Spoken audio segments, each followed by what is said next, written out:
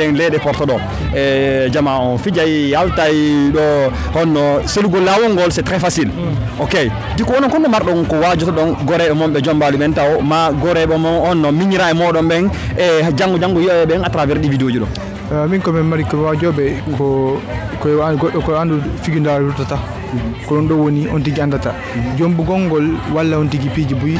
ko musidɓe jomi kise woni moɗon kala gatoroɗon kalal gaduna haray hande hiɗen wondi ɗo honno hiɗen ɗo e Saare Verona ɗum noon haray ko sombo e fi o gueɗal meɗen wonɗo ƴettude ɗo wondi ɗo e gueɗal ɓe goreɓe weldiɓe iwuɓe ka woɗɗi ari ɗo fi tawtugol haaju nde ñalande ɗo ko adi kon taw lantoɓe honno ɓe innete e ko honto ɓe iwri ko honto e lagui noon ɓe jeeya si yehen noon natanen noon lowre nden tigui tigui musidɗo a jarama ko honno inniteɗa on jarama min ko Abdourahmane mi wiyete komi siwtaɗo jombuɗo on ok ko honto e laggine iwru ɗon min komin Pita Bomboli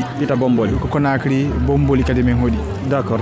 donc Pita Bomboli hoɗɗon Conakry Bomboli donc fendo min ga min hoɗi France donc ko sabu amin ɓeyniri Bomboli par ce que musidal ngal tu woni Bomboli ko sabu amin tum ok probléme non inde nayi min ko Mamma Siré minete noddire lamba Siré min kadi ko Bomboli ɗon woni ko amen ko France min kadi mi wi paray men andi kaka woɗɗi wurɗo noon yori itti France ari ha ɗo fi tawtogol woni nde ñalanɗo itti sikka no an hande en ni ko honno ko siwtajo ma on ala anduɗo le banu adama ɓuuri mo yaltiduɗa on e reedu wotoro ne'idiɗa on anda hoorema ko nene goto ko honno marɗa ko yewta e battane siwtajo ma o itti sikka no nde ñalande ɗo ko mari komi yewta taw law welti ko haaju o woni fiƴude kon e jaam donc jama o ngari moƴƴa jama o ngari jama o wi France buyi goreɓe amen ɓe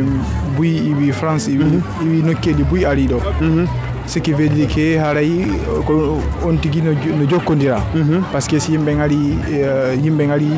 haaju ma yimɓe ma iwi nokku go akkiti haajuji mo ngari ɗo yoɓi ƴetti avion billet d' avion jari ɗo ce qui veut dire que ɗa jokkodira ko ɗum ɗon no moƴƴi e hollay goɗɗo ko aadenjo ko aadenjo fewuɗo ko aadenjo jokkodiraɗo e ko abino an a jombi min kadi mi jombino donc hari ko an heccimo di ko kon siwtaɓe kono hari ko an heccimo seeɗa ko honɗum ko honɗum ɓuccanɗamo ko honɗum ŋañiranɗamo ka a bantima ka ko honɗum wadde ɗum ha waɗi an adi ko ma jombi kanko hande mo jombude hande hari ko ma o jomba ɓawa kankadi ko minen fof midona dewgal mais kanko waɗi mariage on hande ok di ko wonde joni ko mbo hecca ɓay kanko waɗi mariage on a waɗali sino juule ɗo kanko hikkoto yeeso ka ko hikkoto yeeso tawi ko min joni haɗa à partir de hande haɗa ko kanko nikkade a jontimo teddugal mi jontimo teggugal ngal ok musidɗo hara yan kadi mbeɗa andi kaka garson ɗon e tawaɗa a wi ka woɗɗi yaari ha ɗo ko gorejo mon ko wildijo mon ko honɗum marɗa ko yewta o gorejo mon ɗo wonɗo hande ƴettude hande non en tout cas ɗo franchement tout se passe très bien fo no weltana yimɓeɓe iwɓe ɓen ko woɗɗi fo ari han ɗo par ce que andi si yimɓeɓe déplacé ke ɗo de pays en pays argol ɗo fi cérémonie mariage donc ça veut dire qu'arrête nabi de yimɓe ɓen donc arrête ɗo mais voilà comme souhaitata ɓe ko paix amour bonheur et la joie de vivre aussi et donc oɗo kadi oɗo ko minen fof wondi toon kadi baba goto jan kamɓe ko minen fof wondi ko minen kadi ardi ɗo kadi quoi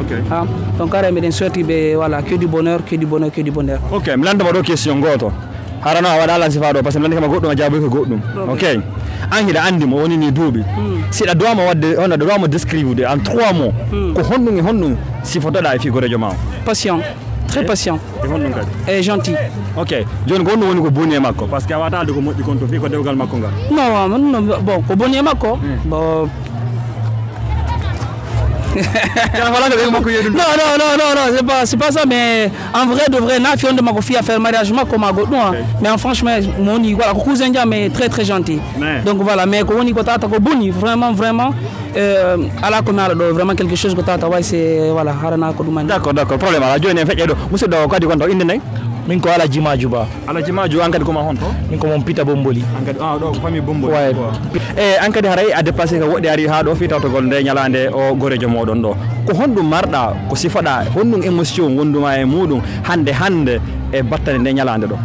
non min déjà avant tout d'abord communauté franchement na weltanimo moƴƴano